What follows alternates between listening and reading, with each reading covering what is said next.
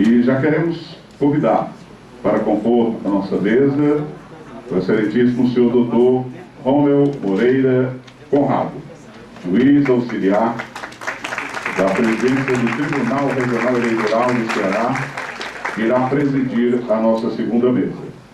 Convidamos à mesa a doutora Simone Trento, juíza do Tribunal de Justiça do Estado do Paraná, que falará sobre a LGPD e eleições, perspectivas da implantação da LGPD na Justiça Eleitoral, papel do controlador, do encarregado e dos operadores. Com a palavra, doutor Rômulo Moreira Conrado. Bom dia a todos. Inicialmente eu gostaria de agradecer ao doutor Davi, seu convite que me foi feito para ficar aqui na presidência desta mesa.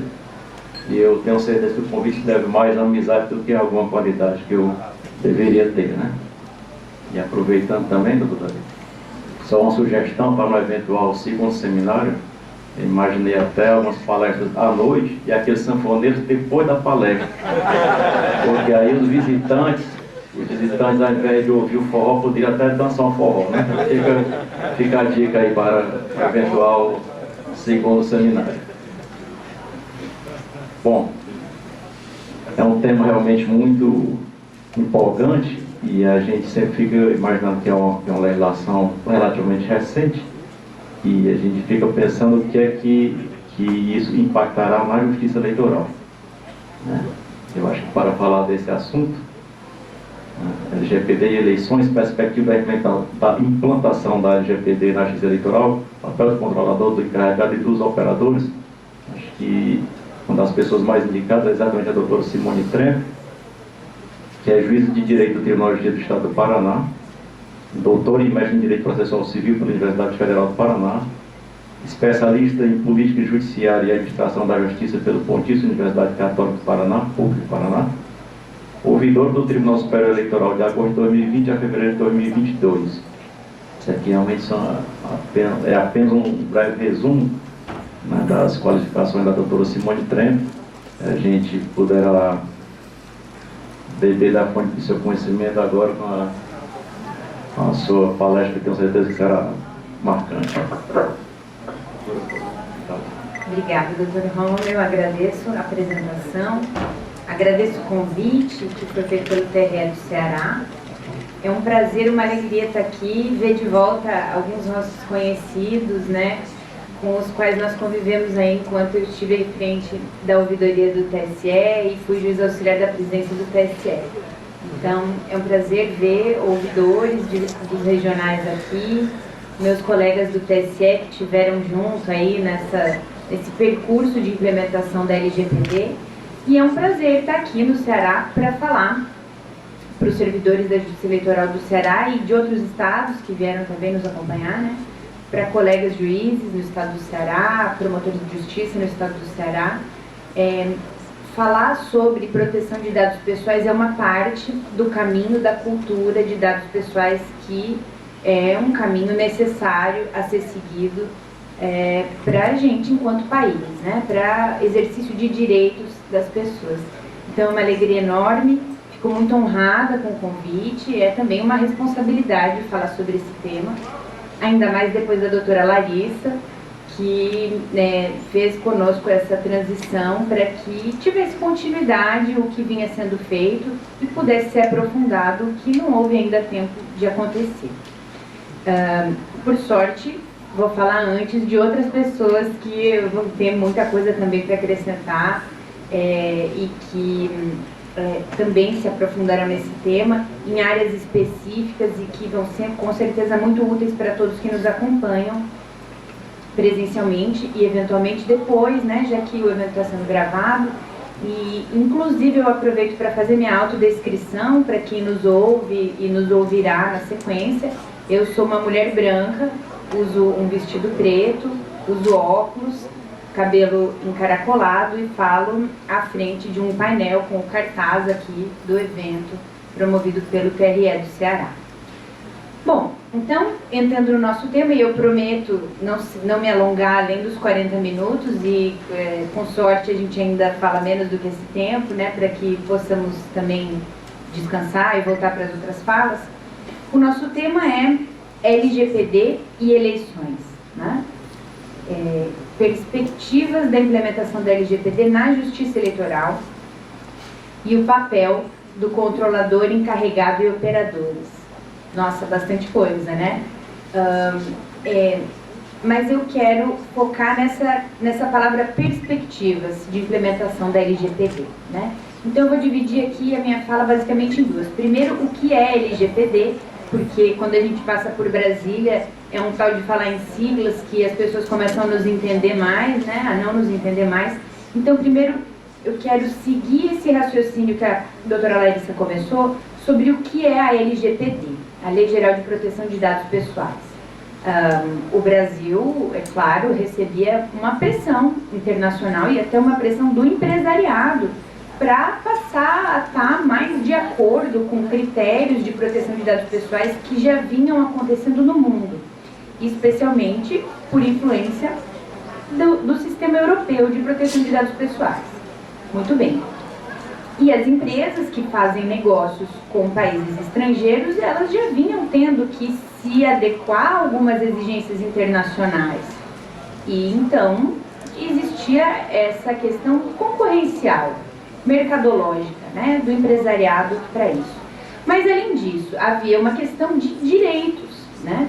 As pessoas terem direitos à proteção dos seus dados pessoais, o estrangeiro no Brasil e o brasileiro no Brasil também, né?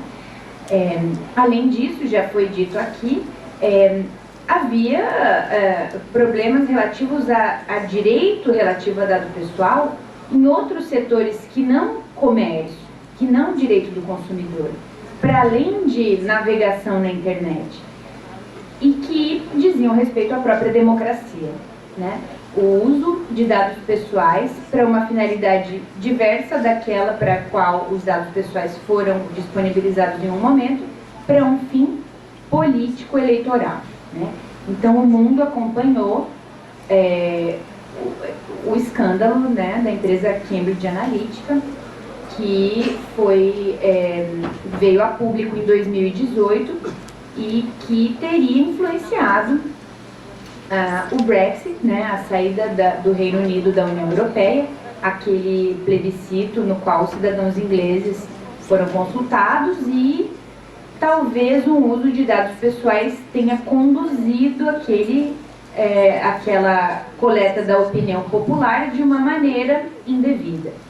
E a mesma coisa possivelmente aconteceu, pelo que se levantou e veio a público em 2018, nas eleições em que os Estados Unidos acabaram elegendo como presidente Donald Trump. Então, isso é uma preocupação para além de dinheiro, para além de empresariado, é uma preocupação que diz respeito à própria democracia, a como as pessoas podem ser manipuladas se os dados pessoais delas não estão protegidos, né? Bom, e o que as legislações de proteção de dados pessoais têm com isso? Elas procuram trazer o cidadão, o titular do dado pessoal, para o centro do debate. Então, os fundamentos da proteção dos dados pessoais, que a professora Larissa trouxe ali, vieram logo no começo da LGPD, eles invocam direitos tradicionalmente reconhecidos como importantes, o direito à proteção da privacidade, à liberdade de expressão, proteção da honra e da imagem e, dentre eles, também o direito à autodeterminação informativa. Uau, isso é um conceito relativamente novo aqui no nosso ordenamento jurídico. O que é a autodeterminação informativa? É um direito a que a própria pessoa possa decidir o que vai ser feito dos dados pessoais. Com isso, ela é colocada no centro das atenções. Ela tem direito a não ser manipulada e, por isso, ela pode controlar o que é feito, qual tratamento é dado, qual tratamento não é dado e como é feito esse tratamento, uma vez que direitos a isso relativos são deferidos a ela, são reconhecidos como sendo dela e hoje tem até um status constitucional. Bom, isso poderia nos levar à conclusão precipitada de que, então, o tratamento só poderia acontecer com o consentimento da pessoa.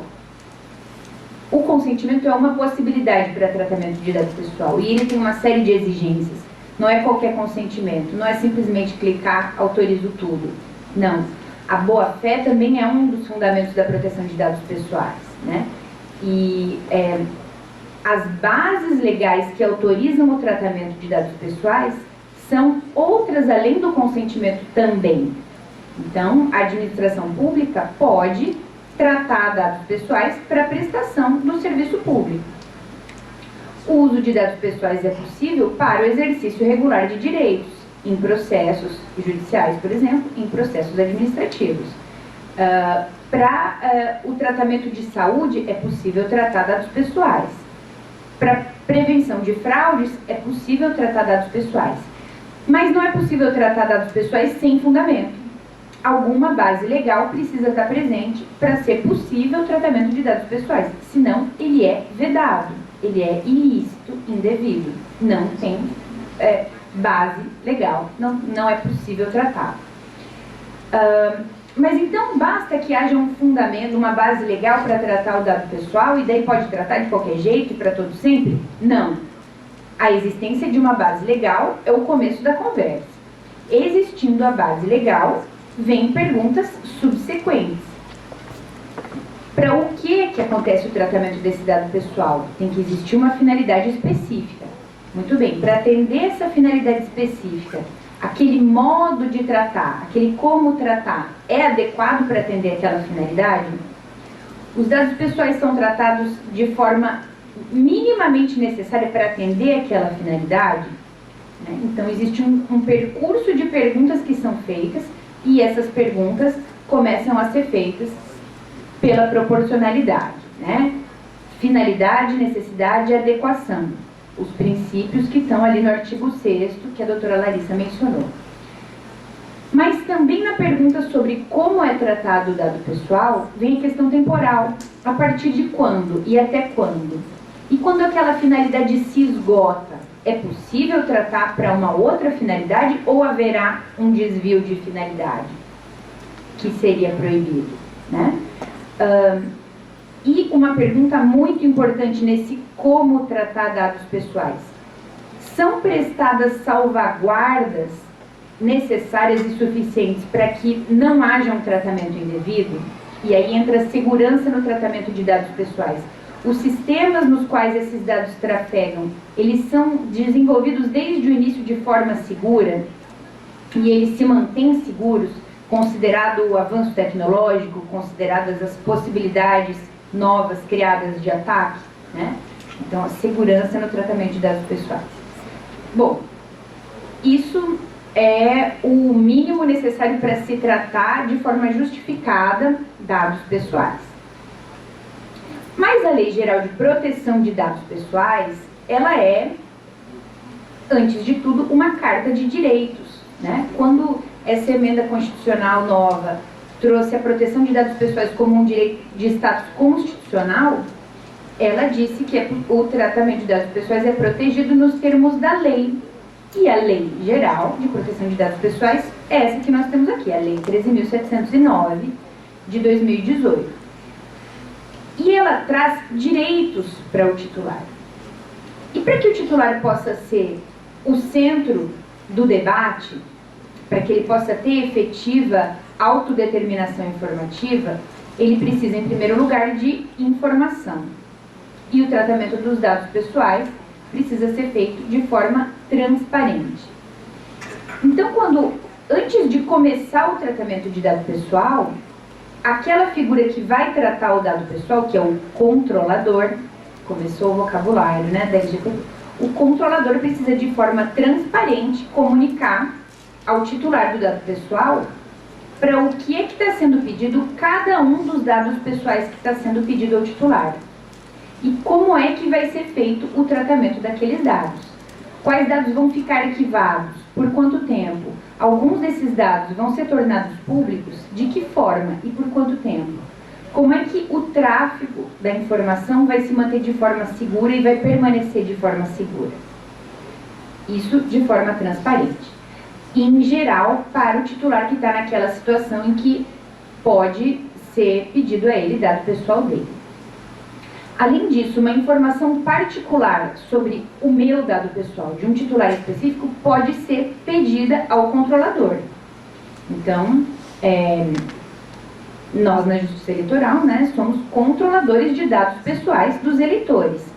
O eleitor tem direito de saber quais dados pessoais nós temos dele, né? Então ele pode nos questionar, fazer um pedido para o controlador, o que é feito através de uma outra figura que a LGPD trouxe, do encarregado de dados pessoais. O encarregado é o canal de comunicação entre o titular de dados e o controlador, e também entre o controlador e a autoridade administrativa, Autoridade Nacional de Proteção de Dados Pessoais, a ANPD.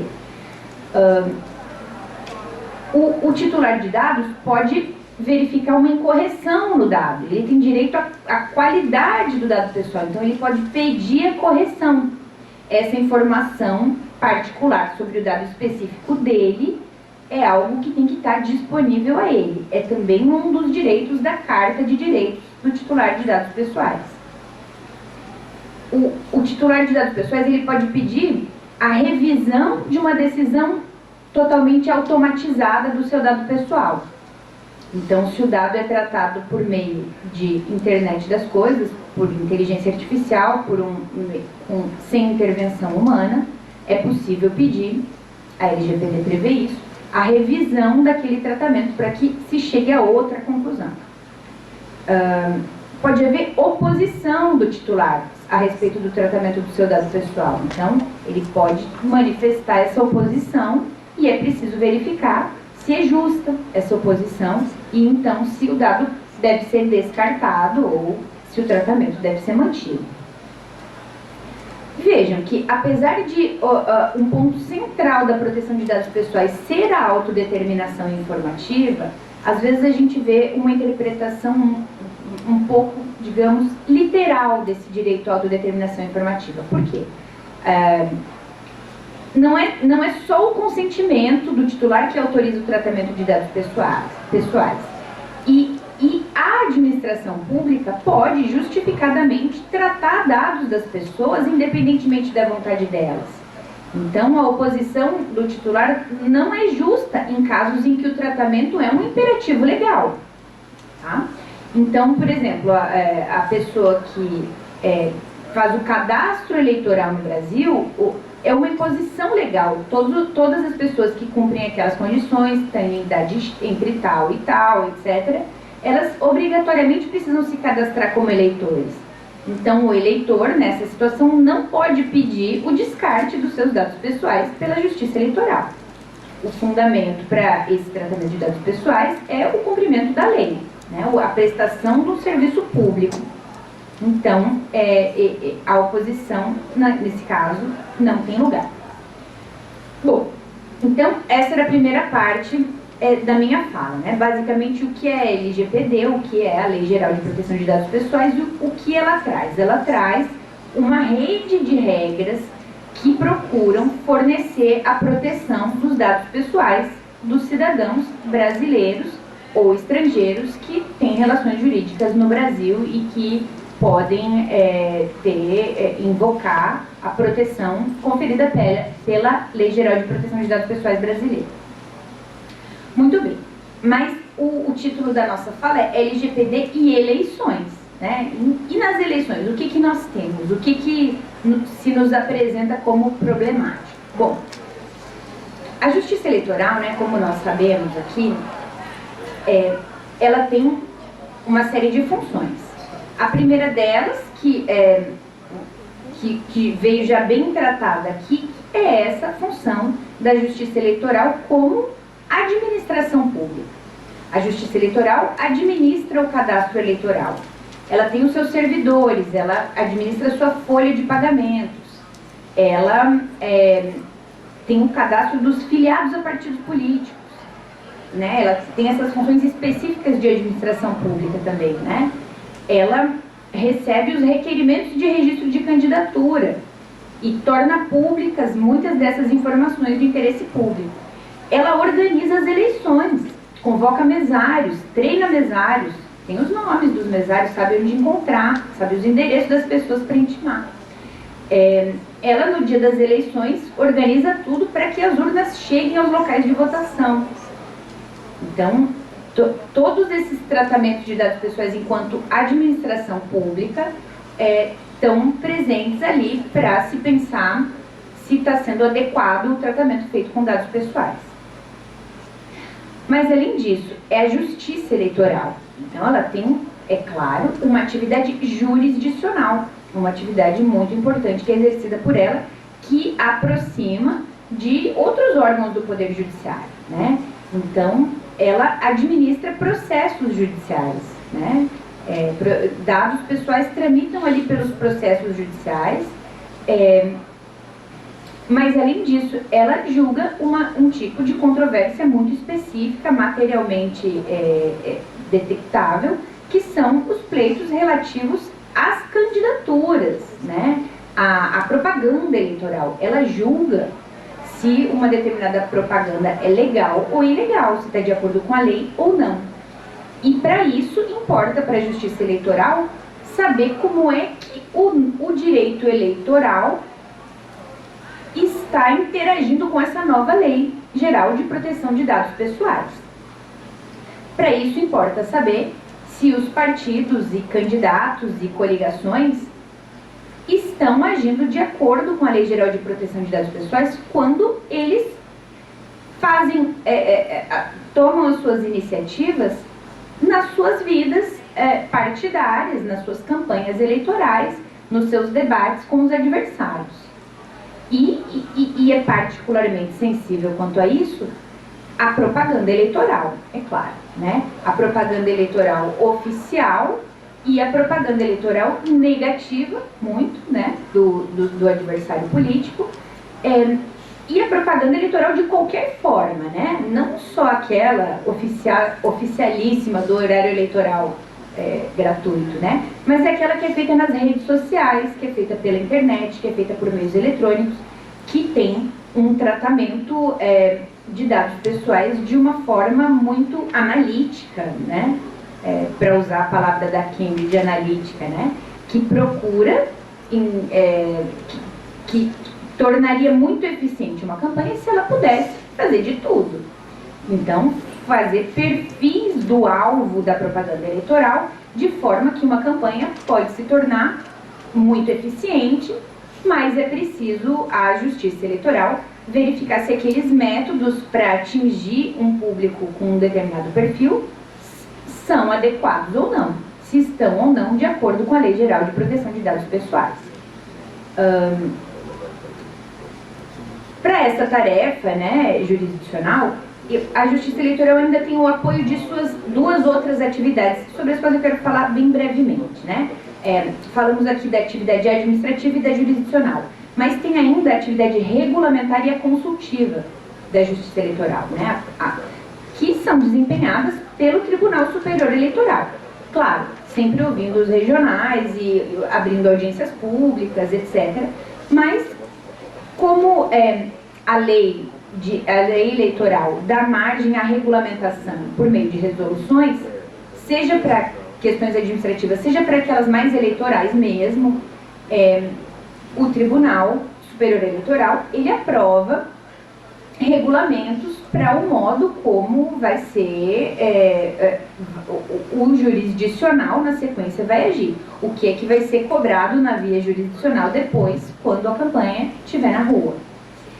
E a função consultiva, né, que tem os seus prazos próprios, mas é aquela na qual perguntas em tese podem ser feitas ao Tribunal Superior Eleitoral por partidos políticos, por atores previstos, né, na lei eleitoral, para que o tribunal responda previamente, em tese, qual é a interpretação adequada de um dispositivo constitucional ou legal. Então, falamos da função regulamentar e da consultiva para daí retornar na jurisdicional, que é aquela que vai acontecer no frigir dos ovos, né?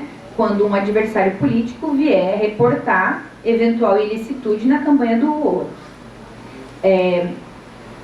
E aí, no exercício dessa função jurisdicional mesmo, de verificação da legalidade ou ilegalidade de uma prática adotada por um candidato, um partido, uma coligação, uma federação, a Justiça Eleitoral vai decidir, e de forma a transitar em julgado, de forma muitas vezes grave, porque um abuso no tratamento de dados pessoais pode conduzir até a cassação de uma candidatura, né? Então, de uma forma que é quase ali uma queda de braço na democracia, né? Porque pode ser eleito só quem jogar de acordo com as regras, e a maioria pode ter votado num candidato que jogou em desacordo com as regras. Então, daí a importância de estar tudo bem claro previamente ao começo do pleito. Daí a importância da regulamentação eleitoral, para que não haja surpresa, para que os atores políticos saibam as regras para jogar de acordo com elas. E nessa perspectiva de procurar deixar as regras claras para que o tratamento de dados pessoais depois não esteja em desacordo com a Lei Geral de Proteção de Dados Pessoais, a Justiça Eleitoral procurou, além das resoluções, ir além e passar a dialogar com outros atores importantes do modo como no Brasil a cultura de dados vai se colocar e como vai ser cobrada efetivamente em concreto a proteção de dados pessoais. E eu me refiro aqui a um estudo feito em parceria entre o TSE e a Autoridade Nacional de Proteção de Dados Pessoais, né? Como vocês sabem, a Autoridade Nacional de Proteção de Dados Pessoais é uma instância administrativa que verifica na esfera administrativa o cumprimento da Lei Geral de Proteção de Dados Pessoais. E a Autoridade Nacional brasileira, ela tem feito alguns trabalhos para funcionar como indicativos para empresas, para organizações, para a administração pública também. E ela tinha intenção, como o TSE tinha também, de tornar mais concreto para os atores políticos qual é o tratamento de dados pessoais que está de acordo com a LGPD e qual é o que está em desacordo. Então, na tomada do consentimento, o que é exigível do titular de dados para o consentimento estar ok, para ser válido?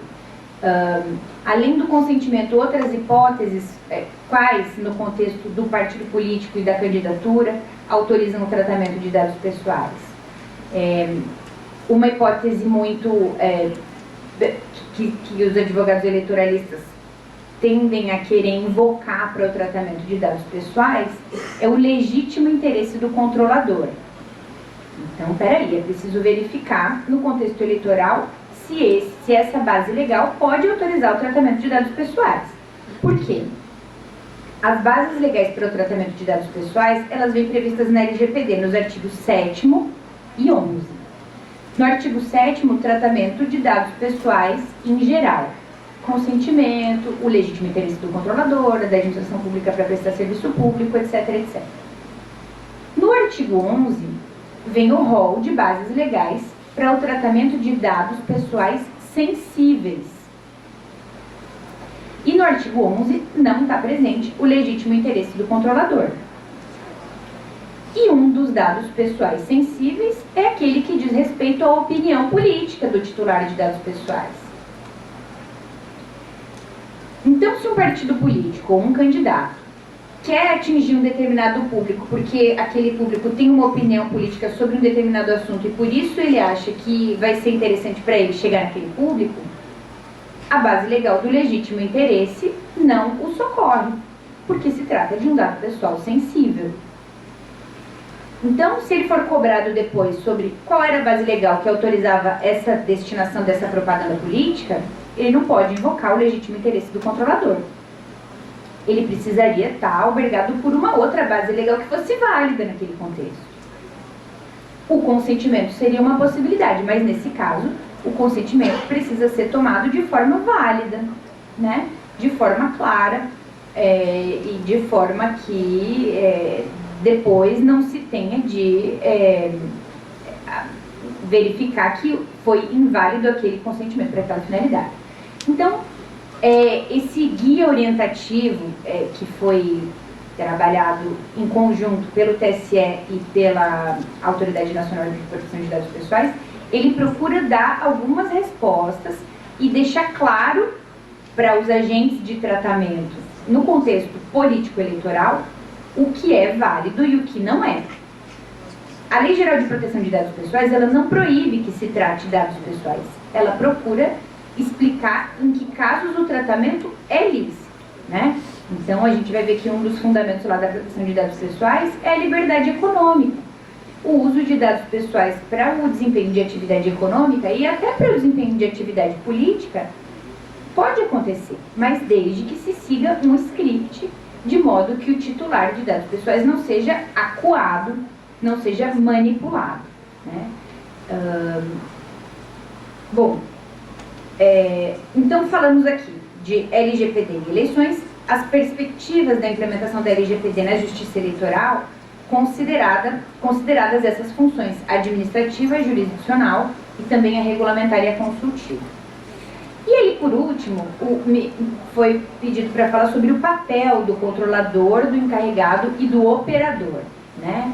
Eu passei já pelo controlador e pelo encarregado, e ainda não falei do operador. São palavras novas, né, no nosso ordenamento jurídico, e elas são traduções peculiares de palavras que são usadas nas legislações europeias, né? O controlador dos dados pessoais, e isso importa para o fim de responsabilidade civil, né? E não só de responsabilização com indenização, mas também para ver quem é que vai parar no polo passivo, né? Para quem que a ordem judicial precisa ser dada. O controlador é a figura que trata os dados pessoais, que decide como é que os dados pessoais dos titulares vão ser tratados na organização. É a própria organização. Então, o controlador dos dados do cadastro eleitoral é a própria Justiça Eleitoral, né? O operador é uma figura que trata também dados pessoais, naquele mesmo contexto em que o controlador está inserido, mas ele não decide como tratar os dados pessoais. Ele é um parceiro. Ele é, por exemplo, uma empresa terceirizada de segurança que, por ordem da Justiça Eleitoral, faz o controle de entrada no prédio da Justiça Eleitoral. Ele é uma pessoa diversa, né? No caso, uma pessoa jurídica diversa. Existe uma preocupação até de servidores da Justiça Eleitoral sobre se os servidores da Justiça Eleitoral deveriam ser encarados como operadores de dados pessoais. E nós encaminhamos a solução para essa pergunta, né, no TSE, no sentido de que não. O servidor público, assim como o empregado da empresa privada, eles agem sob a ordem do seu chefe. Eles agem em nome da própria instituição. Eles são a própria instituição. Então, eles não têm aquela responsabilidade do operador, que é uma terceira pessoa. Eles têm a responsabilidade própria do servidor público. Responsabilidade, eventualmente, por falta disciplinar, né? Eles respondem ali nos termos da lei. E o empregado nos termos do regimento da empresa, perante a empresa. Mas o operador, ele é uma terceira figura, que deve seguir as instruções do controlador, mas que tem uma responsabilidade própria, faz algo específico e delineado ali naquela relação. E o encarregado de dados pessoais, né, gente? Essa é uma figura que, também com esse nome, né, veio aí na nossa Lei Geral de Proteção de Dados Pessoais. Ele é conhecido também como DPO, né? O operador do dado pessoal, é uma figura da maior importância, né, nas organizações europeias, e é alguém que vem, assim, conquistando o seu lugar na prática das empresas no Brasil, né? As empresas têm dado alguma independência para o seu encarregado de dados pessoais. Ele é a pessoa ou pessoas, o grupo de pessoas, o modo prático de funcionar tem variado de uma empresa para outra, né? E mesmo dentro da administração pública, que com alguma independência em relação a presidência da organização faz a ponte, faz a ligação entre as demandas do titular e o controlador, e entre o controlador e a ANPD, Autoridade Nacional de Proteção de Dados Pessoais. O encarregado ele não tem a responsabilidade do controlador. A responsabilidade pelas ações e omissões da organização é do controlador. O encarregado é alguém que passa a se inteirar das práticas da organização e orienta o corpo de servidores, de empregados, de colaboradores daquela instituição para que ocorra a implementação e as melhoras das práticas para se observar a proteção de dados pessoais. Ele responde às demandas do titular e com aquelas reclamações ele passa a poder dar uma melhor orientação para a empresa. Então ele é uma figura estratégica para que a empresa esteja em acordo com a proteção de dados pessoais.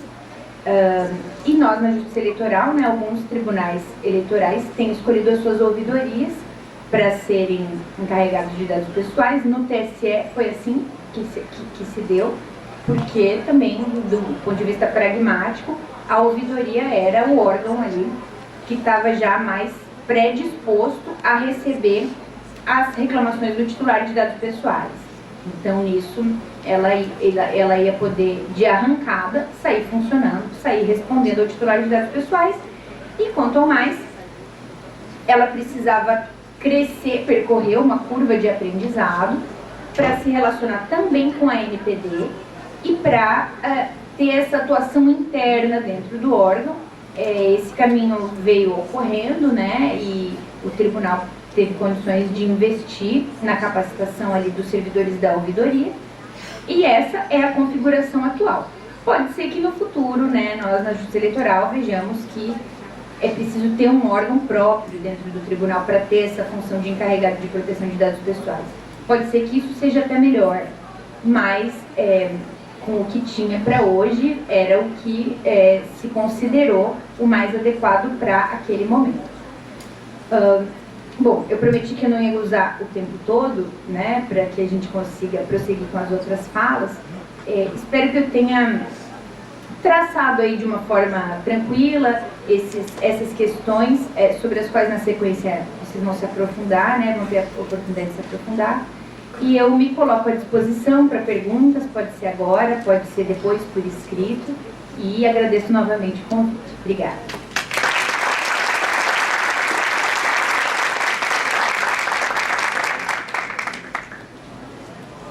Após essa visão bem ampla, né, que a doutora Simone nos trouxe acerca dessa questão da proteção de dados, pelo menos me teve a sensação que nós estamos em um caminho basicamente no início, né, de um caminho que vai ser longo, né? Obviamente é uma questão que não longo e sem volta, né? A questão vai ser sempre tem que ser sempre bem delineada, e daqui para frente mais e mais ainda, à medida que essas informações estão sempre teoricamente, né, disponíveis ou mais ou menos acessíveis para todos, né? Então, mais uma vez, eu agradeço a doutora Simone pela palestra, e se tiverem algumas dúvidas, realmente, eu acho que até por questão de tempo, pode ser encaminhado até para a ouvidoria, né, via e-mail para a ouvidoria, e serão posteriormente respondidos. Pois eu agradeço mais uma vez e